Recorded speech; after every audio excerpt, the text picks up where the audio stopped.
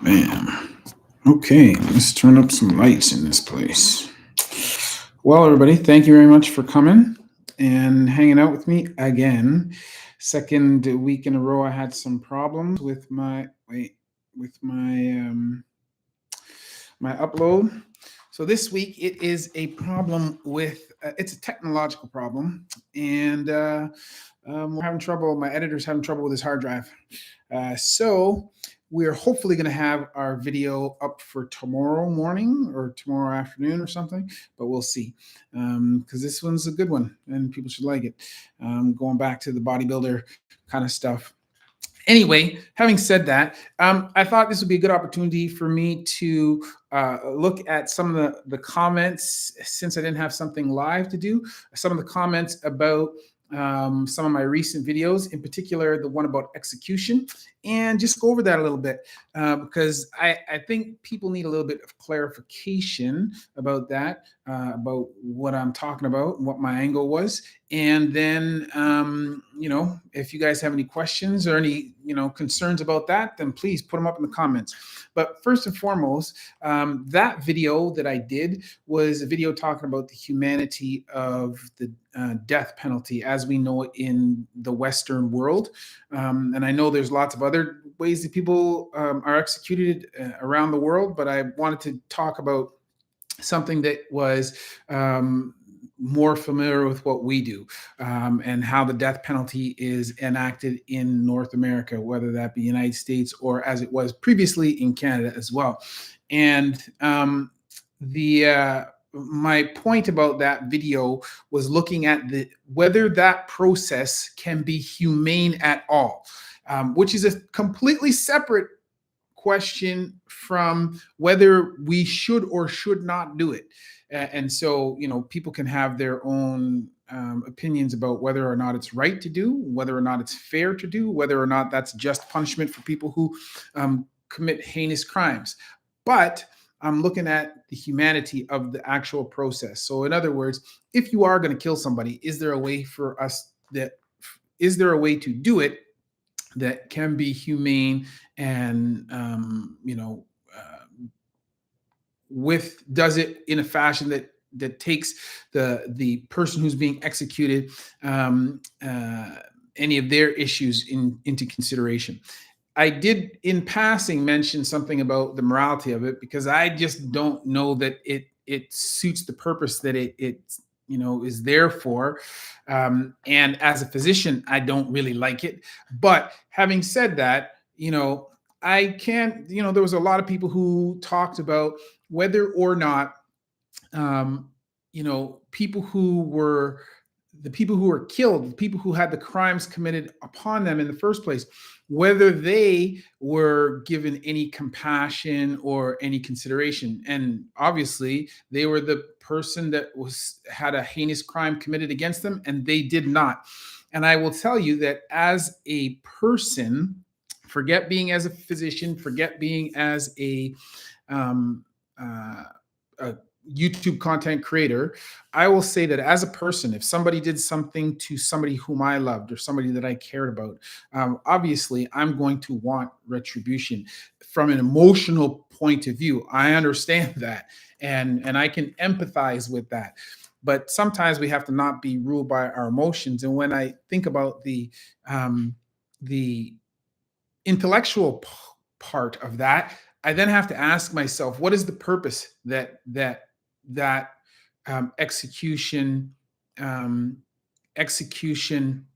what does it serve, right? Because obviously, if somebody gave me a choice and they said, would you like to have the person who was killed back, or would you like to execute this other person for the crime that they did? Obviously, I'm going to choose getting the person back that was lost to me, right? And so then if you do that, if you go through with the execution, what purpose does that serve? It's not going to bring the person back. And in fact, people say, well, it gives you closure. I don't even think it does, because when that person is, when you execute that person, you still don't have the original person back. And so that hole that was put into your life, into your existence by the loss of that person, it is still there. So I'm not sure that it does that. When people say, oh, well, it's a deterrent, I don't think it's a deterrent either, because the people who are going to do heinous things are probably just going to do heinous things because they have death penalty in other countries. And even where the death penalty is present for all types of crimes, there are still people who do crime. So I'm not sure that it's a deterrent either. The argument that I can most understand, although I still don't necessarily agree, is that, well, you remove that person and they don't never have the opportunity to do that again. And I can kind of see that. But in the end, if you are executing somebody for a heinous crime, and then you are, even though they've committed a crime, you are executing them, then we as a society are saying that it is okay to do that. And we are saying that murdering somebody is a heinous crime. But in the name of justice, we are going to kill or end somebody's life. And I'm not going to use the term murder because people would say, well, it's justified, so it's not murder. But we are going to end that person's life. But that then does not allow us to say that from an ethical point of view, we are any different from the person who has murdered somebody. They murdered somebody for whatever reason, whether it was justified or not. And in return, we murder that person as a society for what they've done. People can argue that may be, those two things may be equal, but and they may say that they're justified, but they can't really say that we are any better than that. So that's my issue with, or one of my main issues with execution. Not to mention that regardless of what people say, mistakes have been made. There are lots of people on death row, although it's not the majority, but there are lots of people on death row who have been unjustly or unfairly convicted. And we have had lots of stories with people who didn't, people testified against them. There were witnesses that lied, and people were wrongfully convicted. And so if we were going to say that this process is okay, but yet we know that there are people who shouldn't be there, then technically there are people that will be or who have been executed who were innocent. And we have to say that we are okay with that if we condone this type of penalty or punishment. So, there's lots of reasons where I question the validity or the use of it. But, those are two of my biggest ones. Let me see what people here are saying. What we do to the condemned is very humane compared to the majority of the world does it. Well, so if we're comparing how we do it or how the West does it to others, possibly. I know that in some places, I think in Saudi Arabia, they behead people using saber, and that's pretty quick. Lots of places use firing squad. I'm sure there are places where they still hang them. And relatively speaking, maybe. But it's still kind of, I think there are still lots of issues with it. Dr. Chris, so good to see you. Thank you again for the content. I really enjoyed your video on capital punishment. You tackled it really well. And listen, I appreciate that. I'm trying to not, obviously everybody has biases, man. And I have my own biases for all the topics that I present. I try to present the information, and for the most part, I try to present both sides of the story. I try to be fair, and I try to go down the middle so that people can consider both aspects of the story. Obviously, with that, I kind of leaned more towards the side of not executing. But again, I wasn't really looking at whether or not we should be executing. My main thesis was, can this be something, or is this a process that we can do that is actually humane? And if we're going to take somebody's life, can we make it so that they don't have to suffer, right? Because obviously taking their life is the ultimate punishment. So can we, at least in doing it, make it so that it is relatively pain-free, or free of suffering? So that was my main thesis. So hopefully I did a good job of that. Lots of people don't think I did, but I thought I came down the middle pretty well. Good afternoon, Dr. Chris. Big fan of your content and hope the development of the channel goes well. Listen, man, I hope so too. I'm really wanting to get to 1 million. Although the people at YouTube keep telling me subscribers is a vanity metric, right? You can have a successful channel without having without having those numbers. And they tell me that for a Canadian channel, I'm actually doing pretty well. So that's good, but still, it's a goal that I'm working towards. I'd like to have 1 million at least. And ultimately, I'd love to be able to grow my channel so that I can rival Dr. Mike one day. I don't know how much subscribers that dude. I think he's up to like 13 million or something like that, which is ridiculous. But I'd like to be able to get there one day. So hopefully you guys, the members of the Intern Army, will help me to do that. What are your thoughts on dealing with post-microdiscectomy neuropathy after 11 months? My surgeon retired. So man, that sucks. Yeah, so for people who don't know, that is a surgery if you have a disc herniation in your spine, and you can have disc material removed through a very, very small incision. So not through a big incision. And usually they do that work using a microscope. So you can still have, depending on how much pressure was on the nerve post-operatively, you can still have irritation for quite some time. And in some cases, unfortunately, it can be permanent.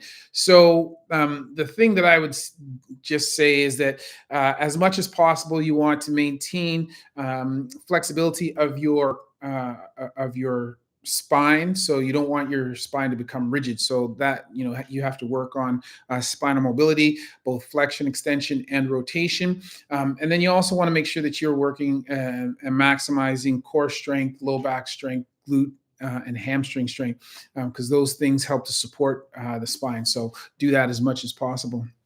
There's a reason why they call it the cockpit, not, jeez, bro. Whew. What are your thoughts on chiropractic treatment? I've suffered with ankylosing spondylitis for over 20 years and is under control, but I know someone with AS. This treatment is a no-no. That's for sure. So if you're new to the channel, and people who have been here for a while, they know that I don't really have a problem with chiropractic therapy in and of itself. I think that chiropractic treatment, when used for acute mechanical back pain, serves a purpose to get people moving, and then people should be maintaining and progressing from there with exercise. But when chiropractors start to do a bunch of manipulation, and especially when they do manipulation of the cervical spine, I think that's a no-go, and I don't think they should be doing that, because studies show that physiotherapy and exercise are just as effective, and you don't have to do manipulation. And in special populations such as yourself, ankylosing spondylitis, anybody who's got some kind of a disease where they potentially have some fusion of the vertebral segments, then they shouldn't really be doing that, because that's something that can create significant problems. Will you ever do reaction to the medical show called The Pit? I really like the show, and I would like your review on it. So listen, Cass Daniel, I'm working on that already. I wasn't paying attention to The Pit. I generally don't like to watch medical shows because they're not usually very accurate. But because a number of people had mentioned it in one of the last live streams I did, I thought, hey, I'm going to go watch this. So I've already watched one episode, and I have my rough notes for that. I'll probably watch a few more episodes to continue. And what I've decided that I'm going to do is I'm going to do two videos, at least two videos about that show, because I want to do a video listing all of the things about the pit that I love, because there are some things on that show that are actually quite realistic, and I was very pleasantly surprised. So I think that that's great. But I'm also going to do um, an accompanying video to be released probably the week following or shortly thereafter, called "All of the Things That I Hate About the Pit," because again, it's made for TV. So there are things that they have to, they have literary license, and there are some things that they have to make. They have to change to make the show palatable or make it doable. And so, yeah, there are still some things that are not that accurate or that I don't like that much. But overall, I think it's interesting. And as I said, I think it's one of the most it is one of the most realistic ones that I've watched so far. So yeah, I will be doing that. Let me go here. Metalhead, hello from the UK. Dr. Chris, what's your view on back slab versus splint for acute patellar dislocation? Debate between us in ER and ortho. So here's the thing, man. Thank you very much for the what are those things called? Thanks for the donation. Anyway, what are my thoughts? Generally speaking, I put people in a splint myself post dislocation, and that's just because the splint is easier to use. But I do recognize that with the splint, that's removable, and it's much easier for patients to take off. And if you're at all concerned about a patient being non-compliant with your recommendations, then I would put on a posterior slab. And to be honest, if I had any concerns about them being non-compliant, I'm not putting on a posterior slab. I'm putting on an actual cylinder cast. I'm just I'm putting that on just to be safe, and I would take it off when they came to see me in the clinic.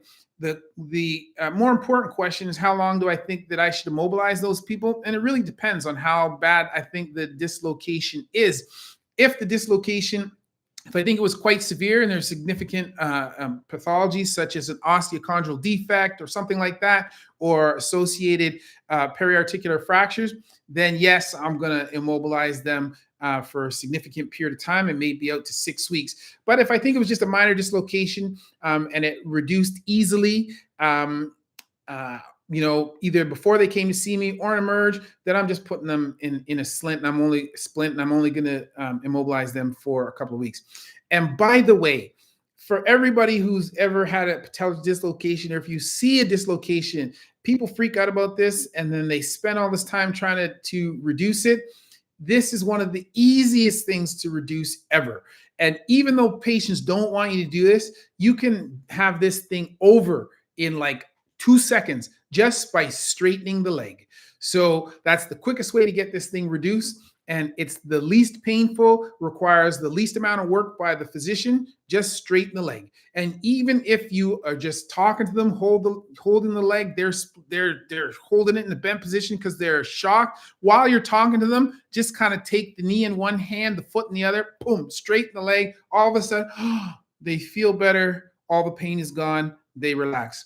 So just a little tip for you. Carl T. Speaks says, why does getting older suck so badly for minor aches and pains? What the F is going on with these? What's degrading to trigger these? Well, great question, and thank you very much for the donation. So as we get older, the water content in our cells decreases. And so as that happens, the pliability, or the ability of these structures to move and to stretch becomes less. And so you start to become more and more tight. Also, as you get older, our lean muscle mass starts to decrease over time, right? So we are less strong, we are less mobile. Generally speaking, there may also be a reduction in the quality of our joint tissue. In other words, the cartilage at the level of the joint. And so it may become harder to move those joints. So you have joint surfaces that don't work as well. You have less hydration of the actual joints themselves and the tissues around. You have tissues that are more stiff and harder to move. And you put all of those things together, and you end up having joints that don't really work that well or work as well as they did when you were younger. And consequently, you get stiffer and have more aches and pains. So it's very important for us as we get older, and that's me. I'm middle-aged, man. I'm 55. So number one, you need to maintain hydration. Just drinking water, the amount of water that you need to consume on a daily basis increases. And it's more important for us to maintain our hydration.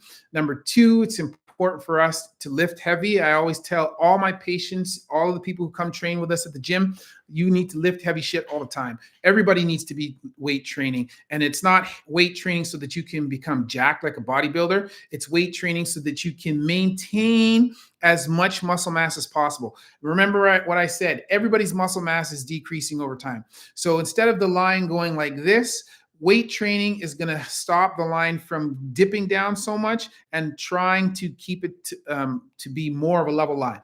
So that's more important. So do that. And then flexibility. Most people don't work on flexibility. They don't think about it, and it's not an important part of them working out. You need to be doing that. Everybody needs to be doing that. It needs to be a regular part of your day-to-day. I don't want to say exercise, because you should just be doing it all the time. And it should be a regular part of your living. You should be including strength training and flexibility training. And you should be doing those things all the time. You should be keeping yourself well hydrated. And those are the ways in which you're going to minimize your aches and pains. It's not going to be perfect, but studies show that people who do that have less aches and pains than people who don't, and they function at a higher level in their day-to-day activities than people that don't. So that's what you need to do. So let me see here. I'm Manasa. I'm a physiotherapy student. I'm in love with your content. Thank you very much. I appreciate that, Manasa. Hey, Doc, any thoughts on HMB and its positive interactions with creatine supplementation, ashwagandha for fitness, lifting, sport, and health? So there, I don't really have any specific thoughts at this point on HMB. Creatine, well, there are studies that show that there are lots of benefits to taking it, but you can also take too much, and you can actually start to have issues with creatine toxicity. And there are newer studies now coming out suggesting that there may be maximum dose. I will tell you something about myself, and also ashwagandha. There's not a lot of studies, and I know that Andy Huberman talks a lot about it, and there are other channels that talk about it. And I've actually tried that myself. But to be honest, I really am not a big supplementation person in any way. I basically try to keep everything as simple as possible and as natural as possible. So I drink primarily only water. I do have a little bit of kombucha, and I do drink some kefir from time to time. So people don't know, kefir is fermented milk, and kombucha is basically fermented fruit juice. Fermentation is great because it reduces the sugar content, and our body likes fermented things. Like it's actually the acidity and the or the acid is good for you. So those are the only things I drink. Generally speaking, I don't drink soda. I don't drink regular milk. I don't drink juices. Then with respect to food, I basically eat steak, chicken, turkey. I do eat some wild game, so I have some venison when I can get it, and I eat wild turkey when I can get it. But I do eat fish, some fish, yeah. But basically, that's what I eat for meat, and then I eat vegetables. I try not to eat too many carbs. So we have salad every day, almost every day. And then I have, beans, beans, asparagus, broccoli, occasionally some cauliflower. Those are my vegetables. I eat potatoes maybe once a week, and rice once or twice a week. That's it. That's all I eat. And I try to make sure that I balance my diet with those things. So I'm really not supplementing very much. I do supplement with vitamin C. I do supplement with vitamin D, and occasionally magnesium. I used to take magnesium daily, but I just didn't like the way that it made me feel. So those are the things that I do, and I don't really supplement with anything else. And to be honest, like I think that although people are big on creatine, I think that you can get enough protein. I think you can get more than enough in your diet just by the meat that you consume. So I'm not sure that we actually need to do that. So those are my thoughts on supplementation. Where are we going here? Speaking of brand new biotech, what's your thoughts on a return of the dire wolves? Yeah, well, so I thought that was pretty cool. I liked how they involved George Martin. And my undergraduate degree is in genetics, and then my master's degree is in molecular biology. So, I looked at transferring genes between different fruit flies. That was my thesis. So I think it's pretty cool what they're doing. But it isn't really a dire wolf. It is a dire wolf-like creature. And I think they used gray wolf primarily, and then they edited genes. They edited some genes to give it the dire wolf features. And even though there is like 90% crossover between the gray wolf and the dire wolf, they're still not the same. There's more than 99% crossover between us and chimpanzees, and we are not the same. So it is a dire wolf-like variant of the gray wolf, but it is not a dire wolf. It's cool what they did, but it isn't the dire wolf. And the more important thing, they need to keep it in a protected environment, because the ecosystem that was present when dire wolves were around does not exist anymore. So if you put that out into the wild, what is the likelihood that it's going to survive? Probably not very good. So it's interesting what they're doing, but it's not really a dire wolf. I'm curious to see how big they're going to get, and how they compare to the actual gray wolf. But and I think it's an interesting use of technology for sure. But it's not really a dire wolf. So people always only look through the lens of proved heinous acts, never in the cases of erroneous rulings. Saving no doubt, man. Then again, that's one of the things that I said. If you have, it's one thing to talk about the death penalty if it was perfect, right? Like if our ability to find out who did the crime and to convict people was absolutely bulletproof perfect, but it's not. And so there's always going to be a possibility that you are going to kill somebody, put somebody to death who does not deserve to go to death. And then the question of humanity comes back to the forefront, because number one, if you convict somebody who is innocent, already that's a crime. And then if you make them suffer as you are taking their life from them, that makes the crime doubly bad. So, yes, people can talk about the fairness of the death penalty when it comes to punishment for people who have done horrific things. But you'll have to keep in mind that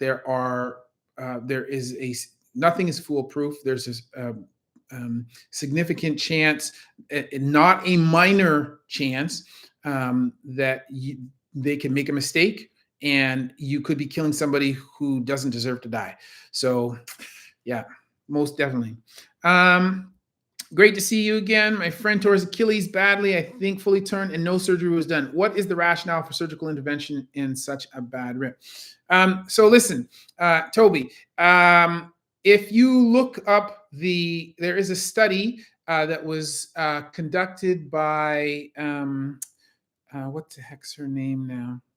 I forget her name, but she was from she was an orthopedic surgeon from the University of Western Ontario, and Sandy Kirkley, that's who it was. Yeah, she ended up. Her and her husband unfortunately died in a plane crash, but she did a study where they compared non-operative treatment versus operative treatment for Achilles, full tears, and she showed that at 5-year mark following treatment, either operatively versus non-operatively, that there was no difference with respect to strength or functional ability.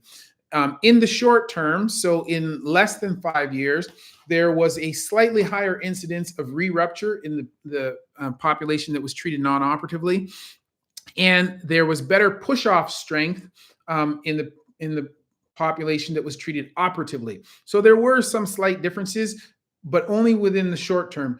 At 5 years, there was no difference from one group to the other. So it's really a toss-up. And it really depends on what is the patient's stated goals and what is the experience and the comfort of the treating physician. I have done both. When I was in my training, I learned to treat them all operatively. So that's what I did.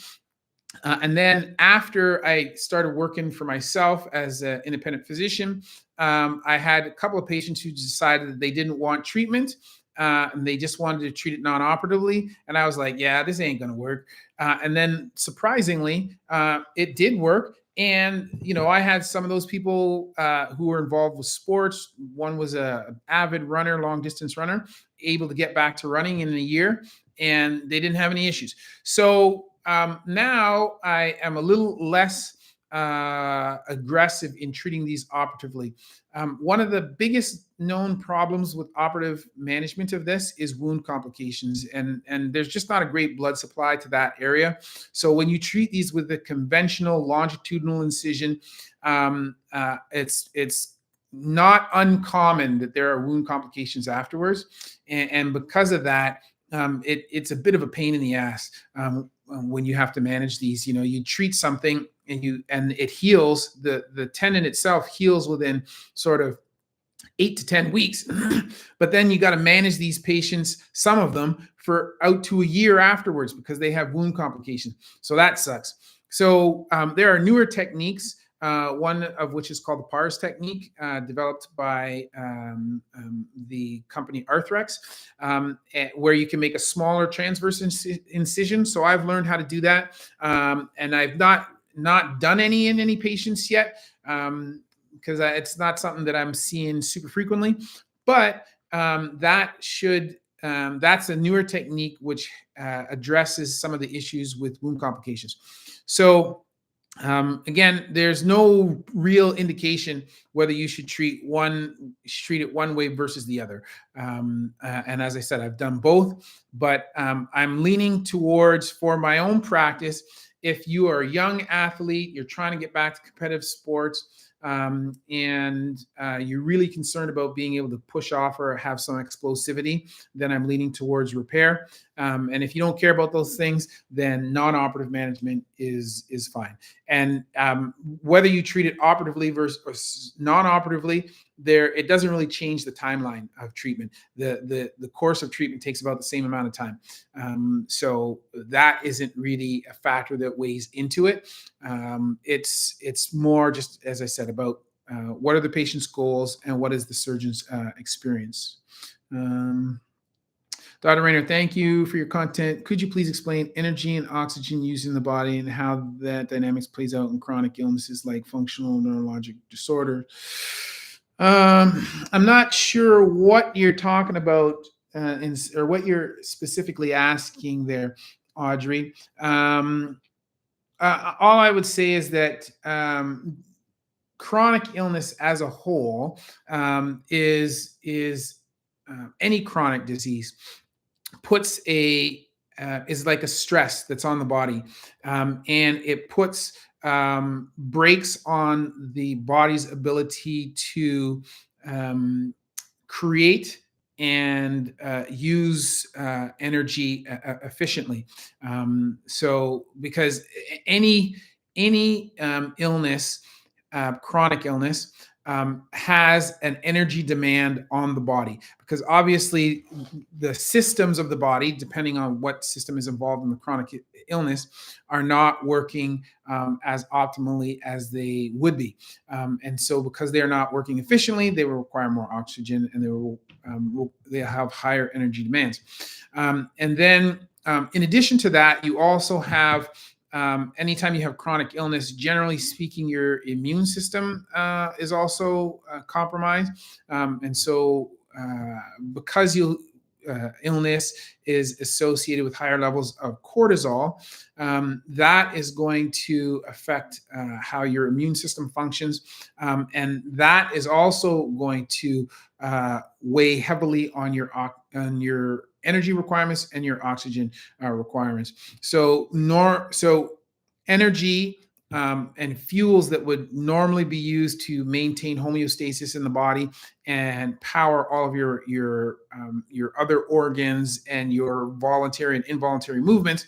Now some of that is being diverted away to deal with the chronic inflammation and with the organ systems that are not functioning at their optimal level. So this is why people who have chronic illness oftentimes start to become what we call cachectic, or they start to become skinnier and they lose weight. And that's because the body is consuming a lot of the energy, and that's going into the systems that are involved with the illness. And you can't use that energy or those, the building blocks to maintain muscle tissue, maintain your muscle bulk, and so you start to lose weight. So again, I'm not entirely sure specifically what you're talking about, but in generalized manner, that's what is occurring. Zarok, will you ever make a video about different kinds of wrist pain like carpal tunnel or ganglion cyst? Listen, man, I'll speak about those things if I can figure out a way to incorporate those into another video, right? Like I don't think I could make an entire video, a long form video just on those topics, but I can certainly talk about those wrist disorders while I'm talking about something else. And, I will try and think about ways to fit them in. And this is the great thing that I like about edutainment. I'm always trying to take current events and other popular topics and find ways to weave some education about anatomy or injuries or injury prevention or the treatment of injuries into the framework of that. So if I can find something where the wrists are jacked and I got to talk about those things, then most definitely I will. And I just did that video about Invincible. I could have talked probably a little bit about carpal tunnel when Invincible got his wrists all jacked up fighting Conquest. So, but yes, I will mention those things. I'll put it on the list and try to remember to talk about those things. Hey doc, got my knee drained the other day due to pain after falling on my knee. How often do you recommend getting it drained? Is the fluid going to keep returning? So here's the deal. I am not a big fan of draining fluid from knees. And I have a colleague who does it all the time, but I'm not a big fan. And my number one reason for not doing this, I got two reasons. So my number one reason for not doing this is because the knee is a sterile environment. And anytime you break the skin, even though they're cleaning it with alcohol or betadine or iodine, anytime you break the skin, there is a potential that you can take a bacterial cell from outside of the body and bring it into a sterile environment in the knee. And all it takes is one. Like you can't even see one bacterium on a microscope, but it only takes one to get in there, and then you've given it a dark, warm, moist environment at 37 degrees Celsius, which is the perfect environment for bacteria to multiply. That's what they like. Dark, wet, moist, okay? And at a temperature of 37 degrees Celsius. So I don't like to do that because I'm not interested in giving somebody a septic arthritis and putting an infection in their knee. So that's my number one reason. And the number two reason why I don't like to do it, this is a little bit selfish, but here's the thing. I went into orthopedics because I like to fix things. I like there to be a problem, and then I can do something and I can fix that problem, and the problem is done. I don't like the idea of managing things. Like if I wanted to manage something, like I would have gone into medicine where you never really fix diabetes. You just manage the patient with it, and you treat their complications as they arise. And that's not me. That's not my personality. I like to fix things. And the thing about draining a knee when you are doing it frequently, well, there's a problem inside the knee that caused the synovium, the lining inside the knee, to make more fluid. So you had a problem, and it produced more fluid, and you can drain that fluid off. But if you don't fix the problem, then that fluid is just going to come back.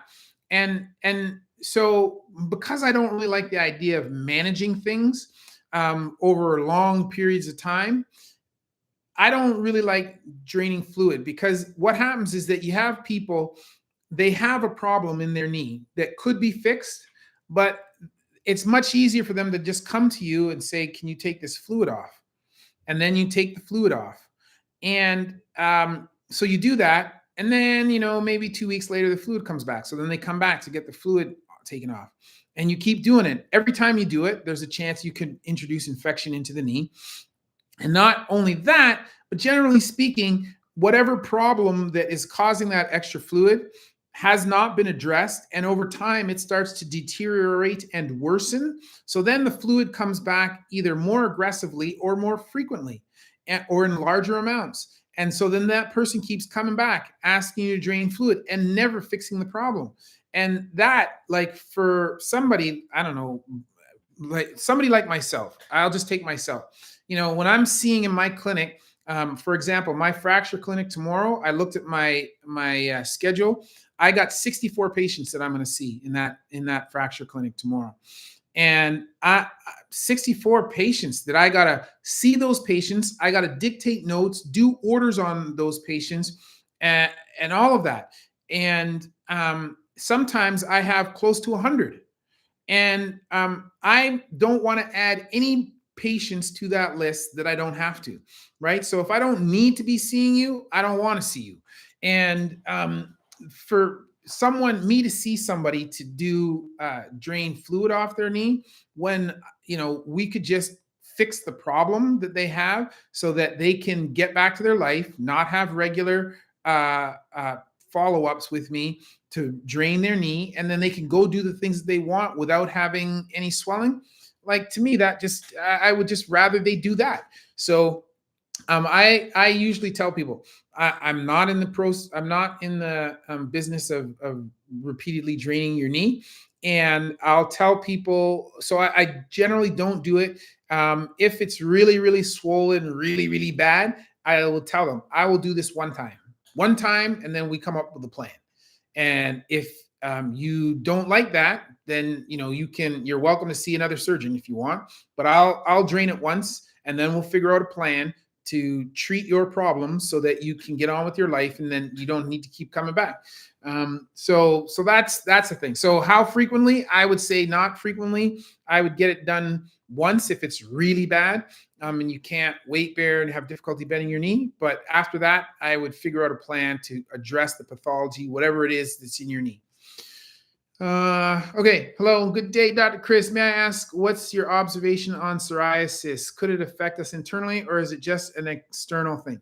Well, from as far as my understanding of psoriasis, for those people who don't know, psoriasis being an autoimmune condition of your skin. From what I understand, it's just an an external thing. And so if you, some people have it mild, some people have it much more severe.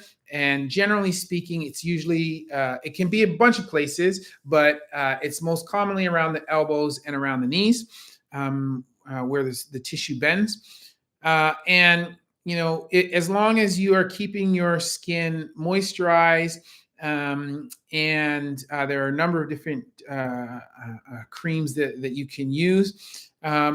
You can minimize the effects that it has by looking after your skin and keeping it well moisturized. Now, obviously, there are some things that are associated with that. One of them being psoriatic arthritis. It's not just a factor of that, but trying to trying to be as healthy as possible with your diet and your living, trying to minimize your exposure to things that might excite your immune system, because it's an autoimmune problem, where your body recognizes markers in your skin tissue as being foreign, and so it's trying to get rid of those. So by trying to do things and minimizing your immune reactivity, that's how I would manage it. I don't have well, I shouldn't say, there's nobody in my direct family that has psoriasis, but my brother-in-law, my wife's brother, does have that, and he's managing it with medicated creams that he uses for his elbows and for the skin around his knees. And then also just monitoring his diet, and I wouldn't say that he has the perfect diet, but trying to be as healthy as possible, keep yourself hydrated, keep your skin moisturized, and have a good diet. And it's funny, when we talk about health, I come back to this idea of what we put in ourselves, what we eat, and so much of health comes back to keeping yourself well hydrated, and eating whole foods and eating a well-balanced diet. I say that for so many things because it's such an important aspect of health. Any thoughts about the effects of combat sports on the body, brain over time? I've noticed even hobbyists are getting more afraid of CTE and long-term injuries. Listen, I'm a big fan of mixed martial arts and combat sports. I started jujitsu a long time ago, didn't carry on with it. I switched over to Taekwondo. I have my red belt in Taekwondo. I never got my black belt. So the next belt after red would be my black stripe, and then I'd get my black belt. And I just kind of stopped because I didn't really have the time to do all of the training. But that was something that I wanted to do, at least to get to my first Dan black belt. So I'm a big fan of that. But I recognize the problem with CTE. And not only that, especially now that people are specialists in a number of different disciplines. They're generalists. They're not typically just knowing one thing, and jujitsu being a big part of that. We're now seeing a lot of ligamentous injuries around joints from all the different joint locks. So those are two issues of concern that I have, is the CTE, and also the problems with joints, because people might go, oh, it's just a joint, you can fix it with surgery. But I will tell you, and this is somebody who is trained in not only ligament surgery as a sports medicine specialist, but also in arthroplasty, joint replacements. Once you operate on a joint, it is never the same. It is never as good as it was originally, right? And we can get it close, and we can make it so that it's stable. You can go back to do all the things that you want, but I will tell you, it is never as good as it was. So it's a big issue of concern for me, that you have a lot of guys who are getting joint injuries, either from joint locks or from, if you look at somebody like Modestus Bakakis, who got his knee blown out by Khalil Roundtree from a uh, from a front. Why is I having blank on that? But like he basically had a teep kick, but it wasn't to the body; it was right to the front of his shin. So you get injuries like that. That's a big issue of concern, because those guys they'll be able to go back to playing, to doing mixed martial arts, but their bodies are not going to be the same, and those injuries won't bother them now. It'll bother them down the road, when they get to be my age, and in some cases even earlier than that. You look at Michael Bisping, who's had double knee replacements. He's had multiple surgeries on his neck. He's lost an eye, and that dude's younger than me, right? And he's had all of that already, and that might be an extreme case, but there's several guys. Ben Askren, what's the other guy? I did a video about him a while ago. Frankie Edgar, who had hip replacements. Even if it's a resurfacing, it's still a replacement. And he had TJ Dillashaw with his shoulder, all the multiple surgeries, man, and that guy, his shoulder's messed up. So that's a problem. And then the CTE, huge issue. I can tell you, so I was a competitive football player. I was drafted in the CFL, which is Canada's version of the NFL. So I was drafted there, and I was released from my team in my first season, and I went back to school. I stopped playing football, and then I went back to school for medicine. During the course of my football career, I've had about 3 concussions, and I will tell you that every time I have difficulty, I've already had it in this talking today here. There are 2 or 3 times where I couldn't remember a word. And every single time I can't remember a word, I keep thinking to myself, is this the start of CTE? And I'm deathly afraid of that. And when I look at guys, you look at somebody like Michael Chandler, or somebody, who had retired, Chris Lieben, and these guys just love to trade blows, right? And they just take shots, man, and they're super durable. Like, super durable is dumb, because it won't bother you now, but eventually you're going to end up, having CTE, or potentially becoming punch drunk. Even somebody like Muhammad Ali, who was one of the greatest boxers of all time, and he had his rope-a-dope, and he was trying to not. That dude was a magician and not getting hit, and even he had issues. So like, I just think that is something that people have to be aware of. And although I love mixed martial arts, I love watching MMA, and I love the competition, it is something that disturbs me. And I have been a ringside physician for boxing before, amateur boxing, not at a professional level.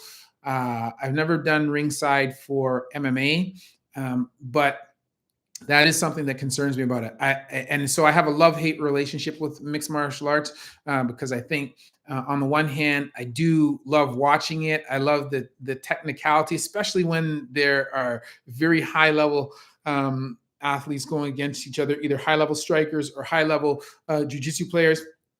But I have serious concerns about CTE, and what's happening to their brains. And I also have concerns about their joints. And I know lots of people don't like John Jones, but I remember John Jones once saying in an interview that his job is to win fights and get hit as infrequently as possible, right? To preserve his brain and preserve his body. And I think he has it right, man. Like, people can go out there and try to create shows for the fans and do slugfest. I hate when that happens, because number one, I think it shows no skill, and I'm all about the technique and the skill. And then number two, I just think, what a waste, man. These guys are just they're just pissing away brain cells for no reason. So yeah, That's what I think. Um, Okay, so where are we here now? Time for this X treatment. Maybe I'll check that out. I don't know a lot about it, but I will check it out. People have proposed that as a topic for discussion before, so I can certainly look into that. So hello, doctor. Any suggestions for matching into orthopedics other than the typical advice? Not really, man. The typical advice is what's going to serve you well, man. You need to show an interest from an early age. It's a relatively competitive subspecialty, so you need to show an interest. You need to volunteer wherever you can, make yourself known, and endear yourself to your local orthopedic community. And it's not to say that you can't get into an orthopedic program somewhere other than where you live, but what you need to you need to show the local people that you have an interest. And the orthopedic community is a lot smaller than you might think, and people talk, right? So even if you apply to some place other than your local orthopedic community, the ortho program in the city where you live, chances are they'll probably know somebody at the other places where you apply. And when you apply to a program, one of the things that people in that program will do is reach out to their friends, some of whom might be in your program, and they'll ask you, or they will ask their friends, hey, do you know anything about this guy? So it's just all about making yourself known, being showing them that you have an interest, and showing them that you're going to work. Orthopedics is not a lifestyle specialty. It's you work hard, man. You work hard during residency, and I will tell you, as a community surgeon right now, I work harder than I did as a resident. And because I'm in the community, we have medical students from time to time, but I don't have a lot of residents coming through our hospital, or a lot of medical students. So I'm doing most of the work myself, and so it's hard work, and you have to be okay with that. And the people who bring you into a program have to know that you are self-directed, you are hardworking, you are not going to complain about doing a crap ton of work, and you can get things done without a ton of guidance. Those are the things that they're looking for, right? And if you can do those things, and if you are easy to get along with, because the specialty is already difficult enough, and so they never want to invite somebody into the program that they think might eventually be their colleague, and that's going to create problems. So, as if you can demonstrate those things as a medical student, then that's what you need to do. And that's the typical advice that I give everybody. There's not any special secrets to it. How long can a human hold a gas in before causing permanent damages? Well, what kind of gas are you talking about? Are you talking about like fat flatulence? Man, I don't know. But or are you talking about like holding your breath, holding oxygen? So if you're talking about holding your breath, well, people can go. You can hold your breath as long as you want until you generally pass out, at which point your body will take over breathing autonomically, or under its own volition. It's going to do that automatically, and you'll breathe in. There are free divers that can hold their breath for several minutes at a time, and I think the world record for breath holding is like into the teens in terms of minutes. That's not really something that is good for you, given that brain damage can occur starting after only 4 minutes. So you can have the death of brain cells after only 4 minutes. But in the case of free water divers, because they are underwater, and there's a certain amount of compression that is occurring on their lungs, all of the soft tissues, and also because the oxygen or the gas that they have inhaled is becoming compressed within their within their blood, then the oxygen demands, and also because of the way in which they're moving, their oxygen demand during that time is significantly reduced. So they can last for longer than they might if they were at an atmospheric level, but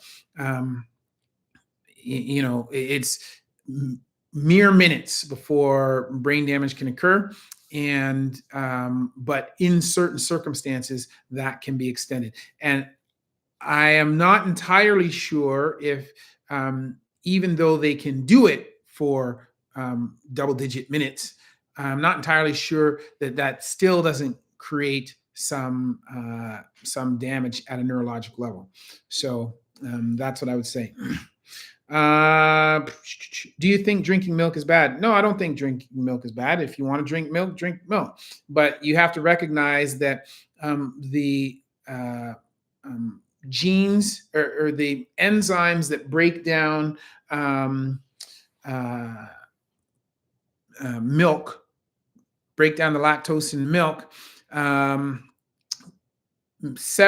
There's a significant proportion of the population that has those gene or has that enzyme active as children, and then they lose the ability to create that enzyme as adults. So there is a significant chance that you can, as an adult, become less tolerant of milk, and you may need to supplement if you drink it with something like lactate, which has the lactase enzyme in it, which will help you to break down that.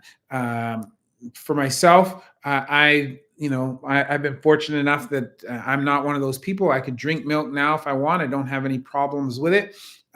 But you have to remember what milk is. Milk is this supercharged fluid, which is designed to take this 100 to 200 pound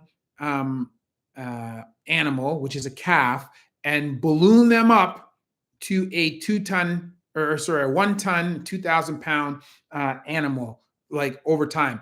That's the purpose of milk. So if it does that to cows or to calves, it's going to behave somewhat similarly with humans. So it's a great thing if you want to. It's a great liquid if you want to drink it from a nutritional standpoint, and especially if you're looking to put on mass. But if you're just looking at it as a drink to drink, and you're not trying to bulk up, I wouldn't necessarily consume it in large amounts, just because the water will do you just fine. And water is much better for hydration, and it has no calories to it. And that's what your body really needs.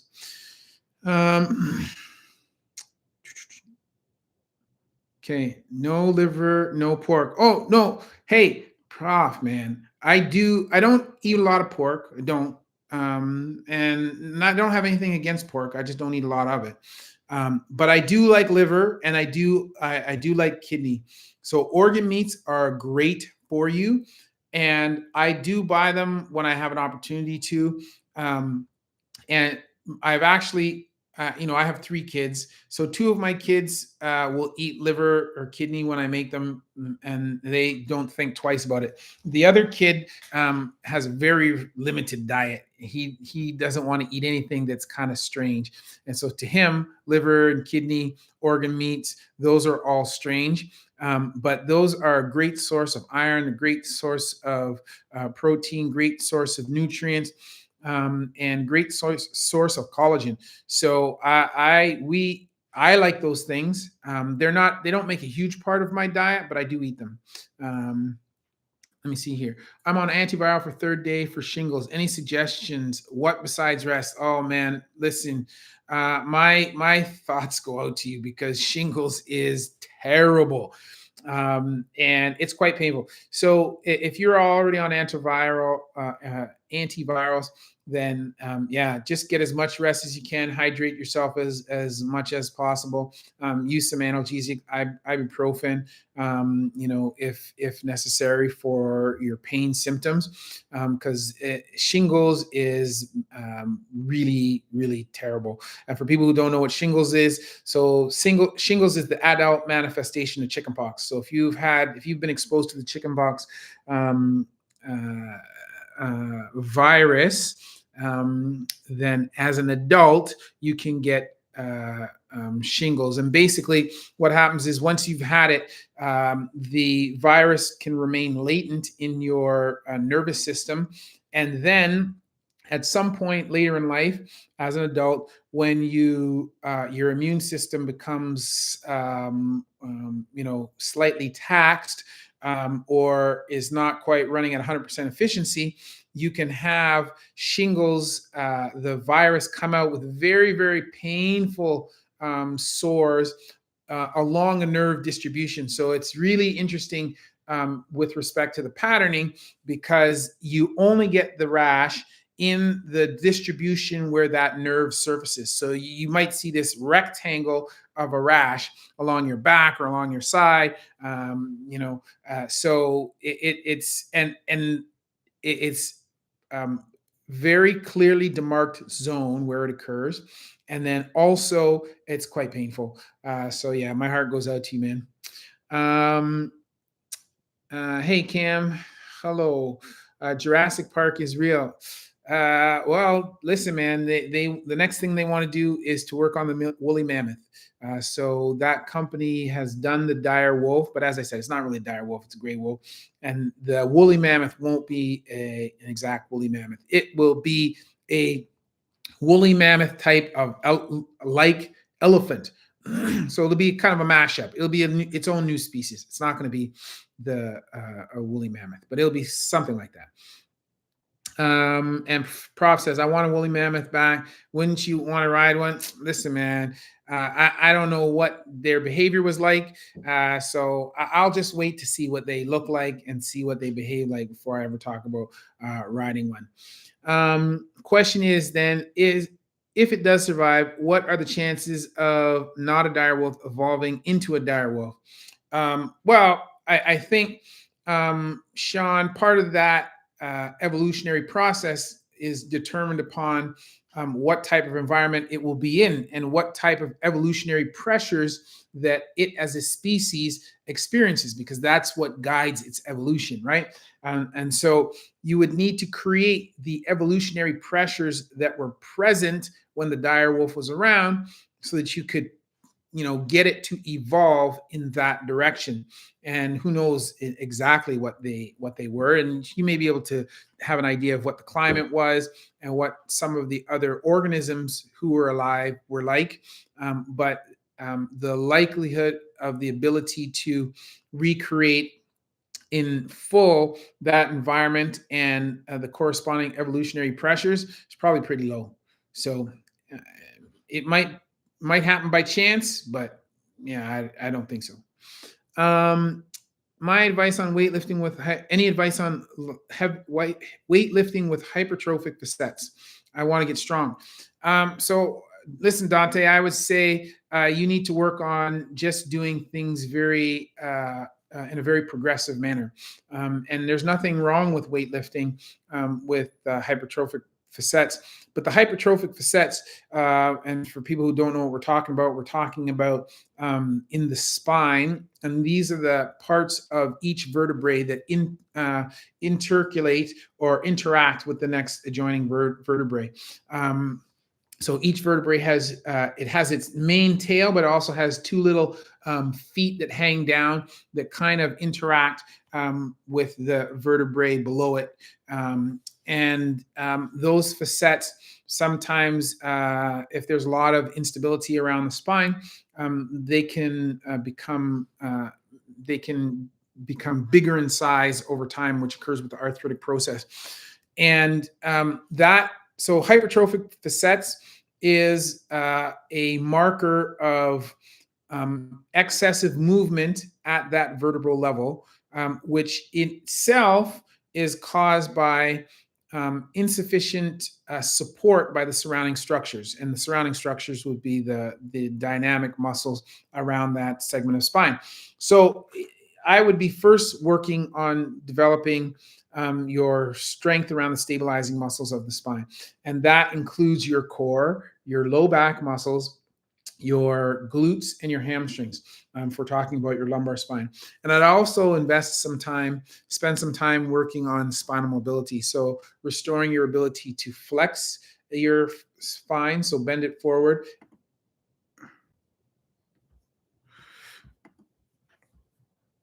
Okay, hold on a second here. So just trying to figure out what is going on. My camera, I lost my camera there. Give me 2 seconds. Cancel.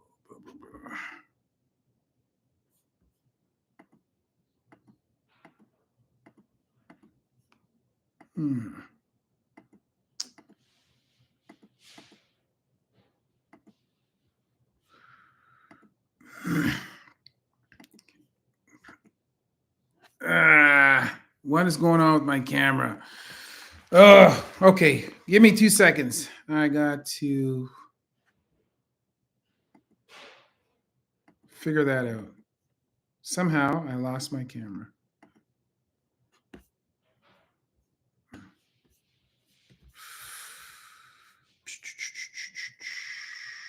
Public webcam cancel. Oh, fuck this thing.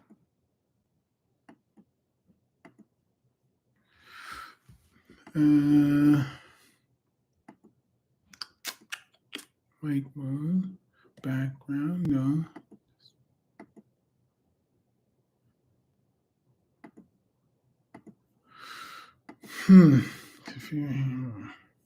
Okay. Project camera.